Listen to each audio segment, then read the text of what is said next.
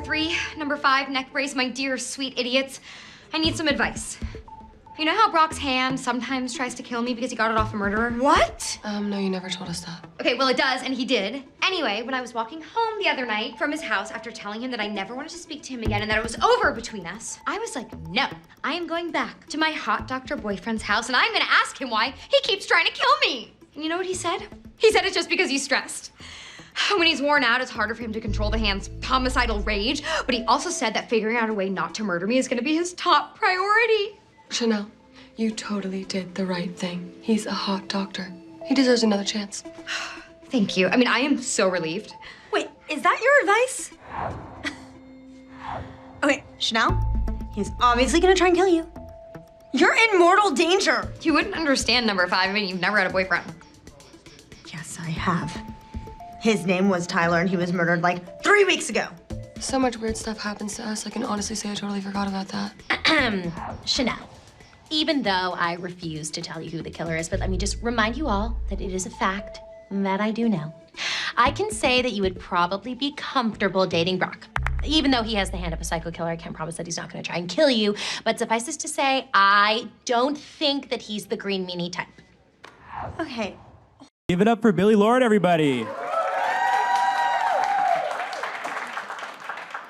I'm so happy to have you here. So happy to be here. I almost wore earmuffs in your honor today. Why didn't you? It's cold enough. I wanted to go for a more subtle approach, Okay. so I held off. Earmuffs can be subtle. They really can. You've proven that. Yeah. I don't know if you know this, but you've kind of been killing it lately. Starring on Scream Queens as Chanel number 3. You popped in at Star Wars The Force Awakens for a hot second. Crucial line, though. Crucial. General, are you seeing this? If they didn't see that, then we all could have died. The rebellion So is it's over. a really important line. It's really pivotal. And you have a new movie coming out with your co-star Emma Roberts. I do on the have horizon. Millionaire Boys Club. It's happening. And then I also was in Star Wars 8. Doesn't come out till I'm 30-ish. But We're gonna get there. We're gonna get there. This must be like a really exciting time in your life, I imagine. Have you adjusted to being in the spotlight? it's still surreal. Like when people are waiting for me outside buildings, I'm like, who's that for? Like, who are they waiting for? I don't really know what's happening. And they're like, Billie, Billie. I'm like, you know my name? Like, what's really happening? It's still bizarre to me. Even though I grew up around it, it's weird that it's now happening to me. It's bizarre. Yeah, your mom and your grandma must be so proud of you, I imagine, with all this success. They are. They didn't. This is the last thing they would have wanted me to do. Kind of, it's my form of rebellion. But now that I'm doing it and I'm comfortable and happy, they are loving it. But they would have much rather me be a neurosurgeon or something. They didn't want you to follow I the path. tried. I got like a B- in AP Bio and was disheartened and stopped trying to do that.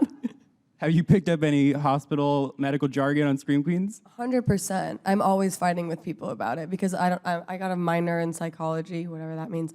And so if there's stuff about psychology, I'm like, guys, this is the wrong term. Like, this is not the Erickson stages of development. Like, this is not the right way to do it. Like, Ian, like, this is the wrong thing. It's funny. You're the go-to. I think something you do so well, and it's highlighted on Scream Queens, of course, is your deadpan delivery and your comic timing. It's kind of become your signature trademark, and you do it so well. I die every time you have a line on screen. So is that something that you developed on your own, or was it in the script? It kind of happened, well, in the first few episodes of this season, of season 1, I don't really have that much stuff. I only had a couple lines per episode. And all the lines like had this weird attitude to them, and I started like, I don't know, it's kind of inspired by my grandma, because my grandma talks in this like weird 50s actress voice that's kind of like this. So I kind of tried doing that on a couple lines, and then the director came up to me, Brad Falchuk, and was like, that's it. That's what you need to do. That's exactly the tone of voice you need to use, and that deadpan. And I was like, okay, I guess this is working. And then as I got more scenes, I just started doing it all the time, and it stuck. And now I can't escape it, really. Now I do like normal things and end up talking like this to people. Like my boyfriend used to get mad at me and say like, you're treating me like number 3. And I'd be like, look, I don't really care what happened today. Like, That is too good. Did you get her approval, your grandmother's? definitely. My grandma loves the show. I mean, she loves anything that involves like fur and glitter and fashion because that's her vibe. So she's all about it, and she thinks it's insane, but she thinks it's hilarious. She has a good sense of humor. It is pretty insane. So let's get into it. Scream Queens Season 2. I was a little bit skeptical when I heard we were switching to the hospital, abandoning Kappa Kappa Tau. Right. But 8 episodes in, I feel like it's energized the series and put it in a new direction. And I think you guys pulled it off. Yeah, I think it takes like the weird hyper realness of the show to a whole new level because it kind of made sense that all these idiots would be in a sorority, but it's so bizarre that we're all now in a hospital and we're calling ourselves doctors. Like I had some line where I was like, "I'm doctor number 3." It's like, what? Who the hell is that? But it's kind of perfect because it really like accentuates the bizarreness of all of it. I don't know. It's kind of perfect. No, I think everything is heightened in this new setting, the Cure Institute, run by Jamie Lee Curtis's character. Of course. And we have some new blood in the series this season with the addition of John Stamos and Taylor Lautner as two ridiculously good-looking doctors with a mysterious dark past. What has it been like to bring them into the fold? It's been so fun, but it's so bizarre because usually, like, women are kind of treated like that, like objectified and like become sex symbols and weird objects. But John and Taylor are that on our set. It's so funny. Like we're all like, oh, like whenever we do interviews with them, it's like, oh, well, the 2 new hot guys. And Jamie's always like, they're smart too. Like they're also smart. So they've kind of like taken the position that most women get into. But it's them. But they're incredible. They're such fun, incredible guys to work with and just so sweet and funny and easygoing. And they really fit into the fold perfectly. I think everyone's still recovering from John Stamos' shower scene. No? Just me? No? Right? Come on, guys. He is, yeah. He agrees, yes. And one of my favorite scenes that you all shared together, and we talked about this earlier, was when you all take on these different foreign accents because a patient comes into the hospital with this incurable disease that somehow transfers over to the Chanels and the doctors. That must have been so much fun to film. It was one of the most fun scenes. Well, there's like 4 of them, but it was one of the most fun scenes I've ever done because John and Taylor were like so stressed by the accents because they're not really accent people. So we all had this like accent coach named Bob. Bob, we called him fondly Bob. He was lovely. And he would sit behind set and John, this one scene where he was doing this British accent, he was going, Americans, the Americans. I was like, John, are you doing German or British? Like, what's going on? And the accent coach just kind of gave up and like let it happen. But that's why the scenes were so funny because the whole point of them is like making fun of how bad Americans do foreign accents. And it was such brilliant writing. And it actually, I was telling you this backstage, but it kind of happened because of me, because I was sitting around on set doing one of those scenes where like Jamie Lee was fighting the green meanie and I was standing around the corner waiting to say one line. And so I was doing a South African accent and the writer was sitting at the nurse's station and started laughing and I was like, oh God, I've created something. What's gonna happen? And then a week later, the foreign accent episode came out and I was like, sorry guys, like I may have created a monster for us. We're all gonna have to do accents in the next episode because of me, I'm sorry. No, I think you have some future in it, though. I was saying you were the best out of the bunch, and your Leo DiCaprio Blood Diamond accent was very impressive. Why, thank you. Why, thank you. That was terrible. But you know, and so we're in the hospital this season. The Red Devil mystery has been solved, or so we think. Or so we think. And, wait for it. Okay, and so the new serial killer on the loose is the Green Meanie, who's sort of a swamp creature that's seeking revenge for a Halloween murder. In the 80s. Like every normal show. As one does. I have a question. Would you rather be offed by the Red Devil or the Green Meanie? I think the Red Devil, he was more aesthetically pleasing and seemed calmer and nicer. The Green Meanie's a little intense. It gets real with the Green Meanie. It's kind of messy. Brutal. It's really brutal. Yeah, this season is a lot more violent and intense than last season. I think the Red Devil, he like put Candle Vlogger and like set her up like a candle and made some beautiful like display out of it. Whereas the Green Meanie just like chops people's heads off and doesn't care about it. Poor Sherry O'Terry Poor got I love decapitated in the hallway. Poor Cher. She was just trying to have orgasms. Endless orgasms. So sad. So R.I.P. sad. R.I.P. And something I like this season is that we've seen a little bit more of you, and your sort of role has been expanded to include this sort of love affair with Cassidy Cascade, and you are trying to find happiness but feel dead inside, and he actually thinks he's dead. Yeah, exactly. sounds like the perfect pairing. Kind of a perfect pair. We'll see what happens with it. But it was a genius idea that he's 63 degrees and I'm 63 degrees emotionally. So There's just that little thing, spoiler alert, about him running through the hallways of the hospital going on murderous rampages. yeah, that little thing, but love is blind. I can't judge him for that. I gotta love him despite all that. We've all been there, am I right? Yeah, exactly. Like, hasn't your boyfriend killed some people? All the time. Yeah. Like, what can you do? Let people be who they are. So, could there be a happy ending in store for these two? It seems like they're sort of destined for failure, but there's... What is happiness, really? There'll be some balance of it'll be bittersweet. We'll see. Watch a show. Watch the show, everybody. Now. And the thing that keeps me coming back to Scream Queens all the time is this deliciously cruel and bitchy dialogue that we've come to love from Ryan Murphy. So brilliant. Is there ever a point where you're sitting there and you're like, I can't believe I just said that to somebody? Actually, I will not say certain things. I was supposed to call Kirsty a fat bitch the other day, and I just said no. Oh, God. I won't do it. I will not do it. There's sometimes when it crosses the line, you're like, I'm sorry, this is a human. I'm still saying this to you. And Kirsty's like, just say it. It's hilarious. Whatever. I'm like, okay, fine. I'll call you a fat bitch if you really want me to. Well, it's good that you have a little bit of control. You're like, oh, this one feels You maybe gotta, too because I far. love these people now. These people have become my family. And maybe in the first couple episodes last season, I could call anyone a fat bitch. But now it Not today. yeah, not today. Speaking of this sort of camaraderie on set, I love how active you all are on social media. And I was particularly fond of a video of you all rapping to Miss New Booty Of in course, the car with yeah. John Stamos As in people front. do, that's what we do. It's insane. So what is it like off set? I mean, you're all so mean to each other on screen, but then there's sort of this contrast. And we love each other offset. It's bizarre. Kirsty started in the last week. She's very into the holidays, and she brought in a fireplace and a cheese plate every day, and we would all sit around the fireplace. I think I posted an Instagram, or we all posted Instagrams because it was too cinematic of a moment not to. So we all just sit around and eat cheese together and sing Miss New Booty, just like any normal family. Man, every actor who's out there is like, I gotta get on screen. Yeah, pretty much. That is too good. Pray for season 3. Yeah, and I was thinking about, if there is a season 3, would you think there would be another dramatic shift like Scream Queens, Law and Order? Or there... Watch tonight's episode and you'll see what is probably going to happen. Ooh, everybody, okay. Yeah, it's very exciting. Brooke Shields is featured. Yes, and she's this sort of TV icon that you all look up to. Yes. What role does she play in this last 2 episodes? She is the star of a show called Lovin' the D, D as in doctor, Come on, guys. because it's on Fox.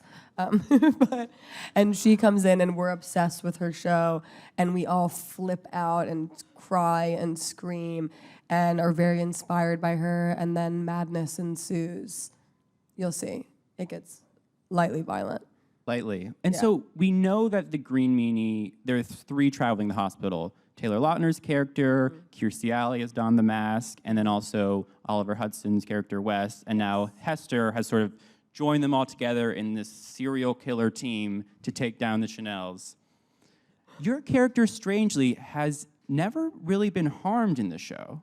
Yeah, I know. I am always shocked by that. Suspicious, some might say. Maybe. Who knows? But no, even last season, I've never been chased or stabbed or anything. Everyone else is always getting the brunt of the violence. I don't know how number 3 stays out of it. Maybe because she's so dead inside that people don't even want to kill her because they think she's already dead. They're like, we'll pass. They're like, it's too, she won't react, So in these next 2 episodes, is there anything you can tease for us? What should we be looking out for? Are there more reveals to come? There's a lot more reveals. There may be other killers and other love interests developing. There's always a twist and turn on Scream Queens. It's insane. You never know what to expect. Even I don't know what to expect. We get the scripts and are like, what? This is what happened? No way. This person? What? I'm going to make out with who? No. You know what I'm waiting for? I'm waiting for, we've had little bits of your backstory, why you wear the earmuffs, that your dad was Charles Manson. Yeah, of course. I'm like, this is a Ryan Murphy show. Are we not going to get a Charles Manson commune flashback? Right? We need that. I wish. Can you please pass it along? I'm begging. I'll beg for it for us. We need that. It's my dream. And the cast is so great. Kirstie Alley, you mentioned, Jamie Lee Curtis. There's Brooke Shields we're getting. What is it like to work with these legends? It's a dream. It's so much fun, and all of them are so down to earth and incredible, and just really personable and supportive. Because it's intimidating for me a lot of the time, and like, I had this huge episode 7, and it was the most on-screen work I'd ever done in my life, and I was so scared. And all of them, each of them, gave me their own personal pep talk, and were so kind and supportive and amazing. They're just really great people. I don't know, it's unexpected, but true. They're No, that's amazing. nice to know that there's that sort of support for each other. Yeah, we actors. really are like a family. I know people always say that, but it's real. Sorry to be cliche. Do you have a wish list of maybe who you might want on? Anybody that... My mom. When is that going to happen? I don't know. She's Have you available. floated it by her? I have floated it by her, and she's so available, kind of. She's doing a lot of other stuff, but I'm trying to get her to be available because it would kind of be a dream to have her on the show. What kind of role might she play? I don't know, like a... Who knows? What could she do? I don't know. She could be someone who's convinced they're Princess Leia or something. I don't know. Season 3, right? I think we Season got 3, it. yeah. That's her disease. She's convinced she's Princess Leia, and then she actually is. Twist. Twist. Plot twist. Speaking of Star Wars and that whole universe with Rogue One coming out this weekend, I So think excited. everyone's pumped. Are you planning on seeing it? 100%. I'm gonna go like Friday night immediately. I gotta see those stormtroopers run through that beach. That looks so beautiful. That beach. That beach, man. It I want looks to be so on good. it. It looks so good. Ugh. I heard it's kind of the most visually stunning of the Yeah. franchise so far. I'm probably gonna cry. I'm really into Star Wars these days. I don't know why. It's a late. I don't know. I'm like really late to the game, but I love it now. You weren't into it growing up? No, just like any other kid is like anything your mom does, you're kind of like, oh, seriously, mom? Like, I don't want to watch that movie. See you in a metal bikini? Like, no, that's disgusting. I do not want to see that. I don't know if any of you guys like would want to see your mom in a metal bikini, but it's kind of scary as a child. But now I watch it and I'm like, wow, why didn't I get it? She's so much cooler than I ever will be. Very, very I get cool. it now. She's awesome. And I've heard that you're coming back for the next installment, right? And you Lieutenant might have a Connix bigger is back. You Lieutenant might not know her Connix. name, but you should now. Iconics. I don't know. I come up with a lot of hooked on Connix. If you guys knew about like hooked on phonics, I like come up with a lot of different things. Comma Connix. Like I'll stop, but Connix is back and better than ever. More than one line, I might Yes. presume. Yeah. I might get arrested now. Sorry, Ryan. Are they here? They're here. No. They're coming to get me. What is it like after you have this sort of legacy, the Star Wars legacy, to finally join it on screen with your mom? Is that a fun experience? Is it? I mean, again, think about working with your mom. At first, it was like really stressful because we were both stressed out for each other. Like when I had a line, she'd be like, "Oh God, is she gonna be okay?" Then when she had dialogue, I'd be like, "Oh God, is she gonna be okay?" Like, I hope my mom's all right. So we were kind of like watching each other's backs in an aggressive way in the beginning. But on this film, on 8, we kind of got more into the swing of things, and we're having a really good time together. It's like, because it'll probably never happen again unless she gets on Scream Queens. Like, get her on Scream Queens. Get her on Scream Queens. Get her on Scream Queens, Ryan. But it's awesome because I don't know, I think I'm such like a weird like mom person, and like I'm excited for my kids to see me and my mom in Star Wars together, me in the buns, and like her not in the buns anymore, but in some other weird hairstyle.